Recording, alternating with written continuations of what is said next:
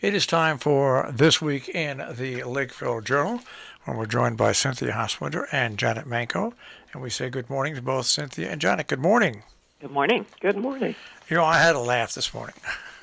I didn't look at the paper last night because I went to bed early. But when I got up this morning and looked at the paper, and the first thing I see is, and I'm laughing, but I'm not laughing because of the story.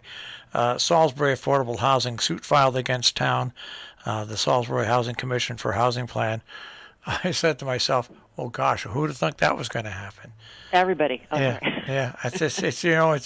It's You're one. paying attention. It's the times we live in. Yeah. And I guess the object lesson there is that with all of these situations where the people kind of stand up and say, we're not really happy with that the democratic process is they come to the meetings, they express their opinions, and then there's a vote. But that doesn't mean that it's over when it's over. So that, for example, in Kent, a lot of conversation about the cell tower, the AT&T cell tower, that a lot of people are very opposed to, but a lot of people support. And the state siting council had approved it, but that's in litigation now also. And so the Salisbury Affordable Housing Plan for the historic district in Lakeville had been approved to go ahead after a great deal of discussion. And a subgroup of people who oppose it had hired an attorney called Daniel Casagrande, who is referred to as the Giant Slayer.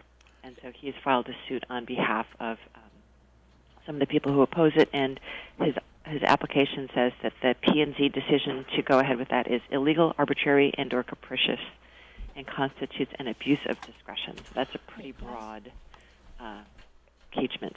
So we'll see how that goes, but certainly what it will do is it will slow down the process, and we will hope that other avenues of affordable housing are explored as they are being explored. But it's, we'll see.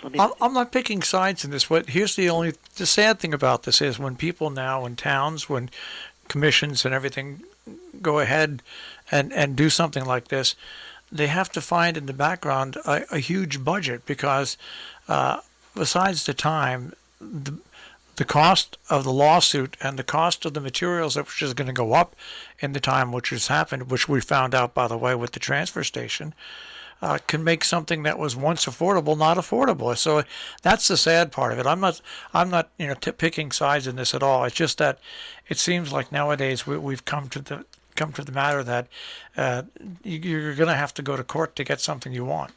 Right, and I'd say consistently with every infrastructure project that we ever have in the Northwest corner, that if there's 2 or 3 years of dispute, that without question the cost rises substantially because of the cost of building materials, which I would say I think that they're supposed to go down occasionally. They're a commodity, but I think that generally what we find is the cost gets higher and higher, and especially at this moment now with inflation and the demand after COVID-19. But, that's just the way it goes. Yeah, it's pretty amazing. Well, on the good news front, which is on the front page of the Lakeville Journal, the FFA students and programs and the awards all announced. They're making good use of that tent out on the grassy oval in front of Snohomish Valley Regional High School, which was not only the site of the FFA awards, but will be the site of graduation tonight, and also will be the site of a memorial this weekend for Roland Chinati, coach, one of the most beloved Housatonic community members around here, the athletic director for many years, just the loveliest guy, passed away last year, and the family will hold a service. I think they're expecting a large crowd. Information is on the obits page, and if you loved the coach, as everybody did, please do turn out. The family would love to see you. All right, and right below that, the legislative session ended. They went back into a special session, and it looks like the marijuana bill is going to squeak by. Yeah, that's going to be a very interesting, not that it's not available so much in within an easy drive from our area, but certainly people from out of state that I know have been asking me, like, are you going to pass the marijuana bill? So it looks like that's going to happen. And Patrick, a good summary on what's been happening in the legislature so far in this session, which technically ended, I think, on the 16th, including a $46 billion budget. So every 2 years they do a budget. This is the budget year. Next year will be sort of emergency legislation, but this is the big session. All right, right below that story, the Council of Governments considers funding jobs to fight the ongoing opiate crisis. And you're probably on this mailing list as well. There's a group out of Cornwall, I think it's led by Joanne Wojtusiak, who included every single selectman from the region, from all of COG, I think, on an email group where she's really trying to sort of say, we're not happy with what COG is doing. We don't like the kind of the regional bent of what they're doing. It is, of course, a regional organization, but, with any organization, there are always things to be concerned about. So Joanne, quite a good watchdog, and has been sending out emails saying, maybe the COG has too much of a regional reach and we should be going back to being more town-centered. Something like this, though, with the opioid crisis, which is different in all of our area towns. It's worse in certain towns. In towns like Torrington, which have a much larger population, of course, as it was the case with COVID, more concerns about it. But it certainly is not something that we don't have to be worried about in our little towns, where there's quite a bit, sadly, of heroin use and abuse and other opioid use. It's been a little quieter. We haven't seen it as much in our faces as we had in recent years. We're certainly not seeing. We're not having clarity that there's a lot of obituaries that are based on this, but we trust our regional experts in saying it's bad and it's getting worse. The COG, again, a regional organization, is looking at ways to maybe hire somebody to kind of be a regional task force in addition to some of the volunteer groups that are ongoing. All right, right across from that, a nice story and some nice pictures, Migratory Bird Initiative, and an honor for Joe Ellis. Joe Ellis, who's like a big Wall Street guy, and just loves the country so much and loves birds so much and loves to take photos of birds and had started putting out a bird calendar every year that became very famous. So it was like a big honor to be on the Joe Ellis bird calendar list. And but is doing other things too, and was honored. He's been honored by Massachusetts Audubon, Sharon Audubon, and Greenwich Audubon. And what he was recently honored for by Greenwich Audubon was his work on migratory bird studies, so that if you see birds up here, you can figure out, like, where do they go in the winter, and, like, what are they doing when they're not here? And, of course, that's also work that's been done by Lori Doss at the Marvelwood School in Kent. Very important work she's doing, where they do bird banding, and Audubon helps to fund trips by students to go down to Panama every winter and try to trace the path of those birds that summer up here and winter down there. So a great story by Lila Hawken honoring Joe Ellis. And an interesting story on coyotes, who wily. They are so smart, and the way they can entrap and get regular pets to think that they're just dogs and then surround them. It's a great story on coyotes because we just have a lot of them out here. We have a lot of them, and especially for people like you who live up in the hills and the mountains. There's something so spooky about their cry, and no matter how far away they are, they always sound like they're right under your window. But a good article by Patrick from a talk by Paul Coburn from the state DEEP, and busting a few myths in there, things that I had always assumed were true, such as people always say that when they do that horrible, scary cry that they're celebrating a kill. That is apparently not true. But to learn about other things, do read Patrick's article. It was one of the reasons I have cameras outside my house, not for security, but to see the wildlife and how they act at night when humans aren't around. It really is pretty amazing. And coyotes come through the yard quite a bit. The Highland Games are back at Lime Rock Park. I love the Highland Games, one of my favorite activities of the year. And as we all know, there is no racing at Lime Rock on Sundays. And so they've tried to fill the calendar with things that are interesting to the community and that are open to everyone.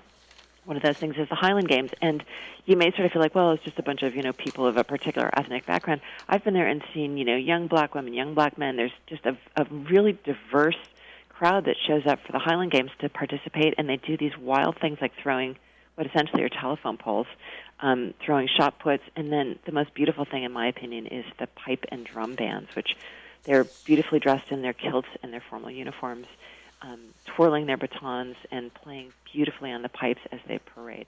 So we have information on how you can get the schedule, but a really a worthwhile outing on June 27th.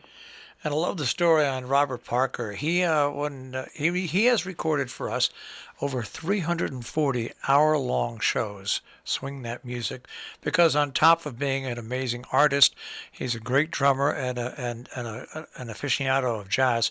It's just great to see that you've got a story in the picture about his opening at the Cornwall Library.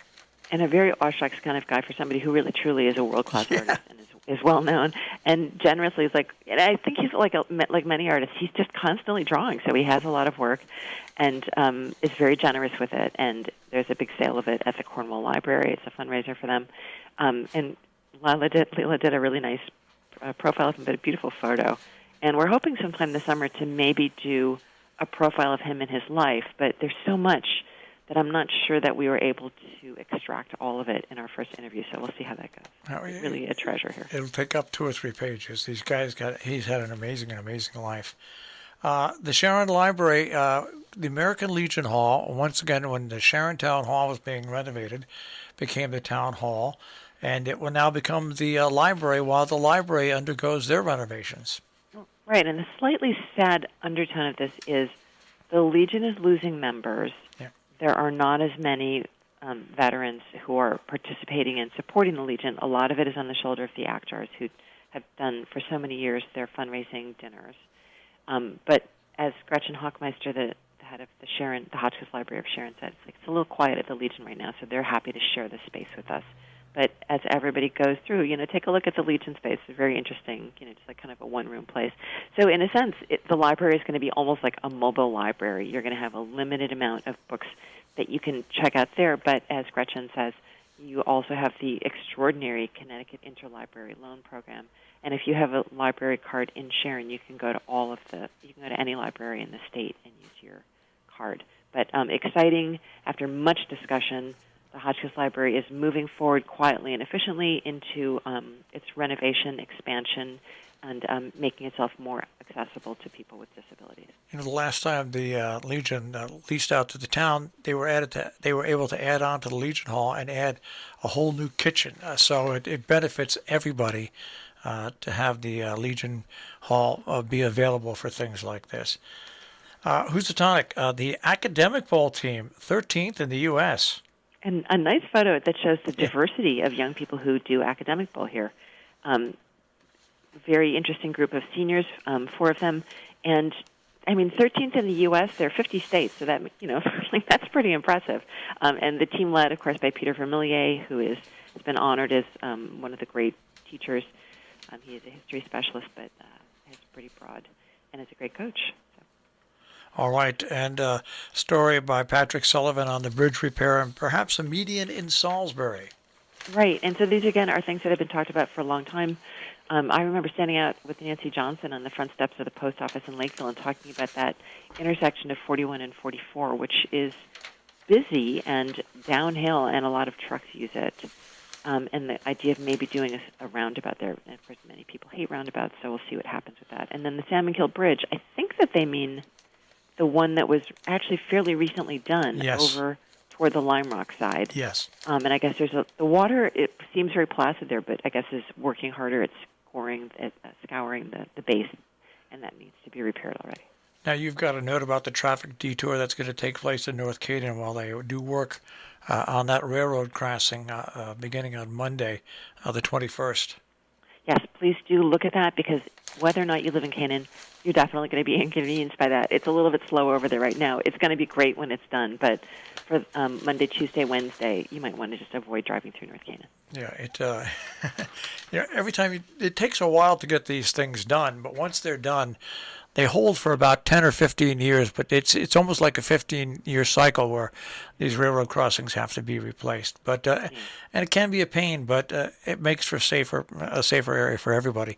We'll go to the a very good compass in just a moment, but let's go to your editorial on the opinion pages, turning the page to life's next chapter. Right, and so what we're talking about, of course, is graduation. And on that note, I'll point out everybody should take a look at the photographs of all the graduates from Housatonic Valley Regional High School, which run in the paper this week and have support from advertisers. Read through the ads as well as looking at those photos to see the support for our seniors and for the high school. So it's always fun to see these enthusiastic young people ready to move on in life. Boy, this class has had challenges like no other in so many ways, and so they really should take seriously the fact that they've overcome obstacles and move forward to be able to graduate. So we wish them the best as they move forward, and we talk about everything they've done in the past 4 years. You know, I read this and I thought back. It was 50 years ago this year that I graduated from Housatonic Valley Regional High School. Uh-oh. And during graduation week, what was I preparing to do? I was preparing to take my first full-time job in radio, which I got right after graduation. So it's it is a milestone in, I think, everybody's life, and no matter whether they go on to higher education or into the workforce or whatever. The high school graduation is almost, to me, more important than the college graduation, because that's really where you go from being a young student to being an adult. So, an adult. It's a passage into adulthood, and it's true. It doesn't matter what comes next, but something comes next that defines the rest of your life. And certainly that was completely true for you, how fortunate you were to find something you loved at that moment as you were leaving high school. Amazing. And I'm sure part of that was what you learned at Housatonic that gave you the background to be able to do it. Well, it was Morris Rainfeld. He had a little radio station. That's amazing, you know? That's 50 years ago they had that. It's pretty amazing. Great. Yes. Let's go to the letters. The first letter that you can talk about, manners are at a premium now. Once again, there's a lot of new people moving into the area, and there's some angst on both sides. Yeah, and so this is opinion from Marietta Whittlesey in Lakeville and Gallatin, New York, two homes, but she talks about the rudeness she's been seeing in the local market, and I have to say, no matter where you go, you really can feel that angst, as you referred to it, that anxiety that people feel moving forward from a pandemic and yet still having it hanging over their heads and not sure what the next best step is. And, the way people express their anxiety really varies. So it's incumbent on all of us to think of those around us and understand they're going through the same sort of difficulties we are. And a couple of other letters, one from Catherine Payton and one from Tony Nania as well. Right. Tony Nania is talking about the Canaan Fire District, and really, it's not a long letter, but it's pithy. Don't miss Tony's letter, because he really explains a problem that came up for the fire district in North Canaan and the solution that they were able to find along with Representative Maria Horn. So take a look at that letter, read it carefully, and think about ways that your legislators can help you through an issue. There really are answers out there, and they found it. Catherine Payton talking about making good choices and why it matters, and give that a read. Of course, we have Turning Back the Pages from Norma Bosworth as well. Always something interesting in there. Yeah, well, what's interesting in there is it's got the story about William Murph Mayberry, who passed away after an automobile accident 25 years ago today, and his name is still remembered. The Murphy Open, the Tri-State Chamber of Commerce annual golf tournament, goes on in his name and his memory as well. It's true. You know, we don't always include obituaries in this column, but he was such a force in the area, and it's hard to believe it was 25 years ago, but we know that that's how long the Murphy Open's been around, too. So, he was an extraordinary guy. A lot of people knew him, so it's a good time to remember him.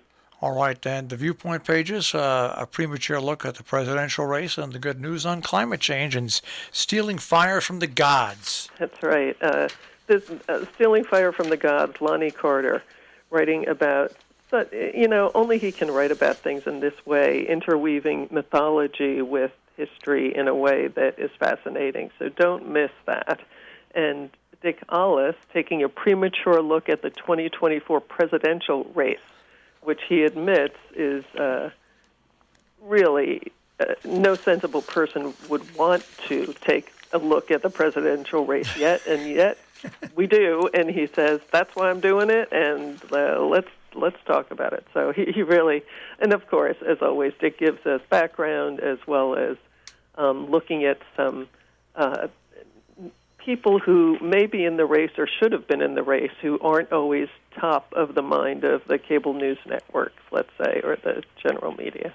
All right, and I love the story. Once again, know about the history of our area. The look back at history of the plane crash in Lakeville Lake. We have these extraordinary old photos that we've been collecting as we're trying to figure out what to do with our thousands of photo negatives, which need to find a home and or need to be scanned. And so Kathy Phillips and Perry Gardner have been scanning them for us and for the local historical societies, and it's just stunning, the stuff that you see in them. And we are fortunate to have 99% of what's in those photo bins is easily searchable on our archive at the Scoville Memorial Library. So I was looking through the old photos, found these incredible crash photos, tried to figure out what the heck that was, found the article for it, and it was an extensive article. James Clark, our composing person, who does everything, knows everything, figured out a way to take the text out of the old issue, and we copied it over. And we're going to try and do that a lot this summer because we do feel like there's a lot of history here, and some of it's mythic, some of it's true. And as we have new people coming in, it's nice to sort of share and pass along some of that lore. But a fascinating story, and the hero of it is somebody named Jeanette Axelby, who I've never met, but who is just a woman, amateur scuba diver, who lived around here. Her intuition was what helped them find one of the bodies of the plane passengers, which was incredible and so important for the family.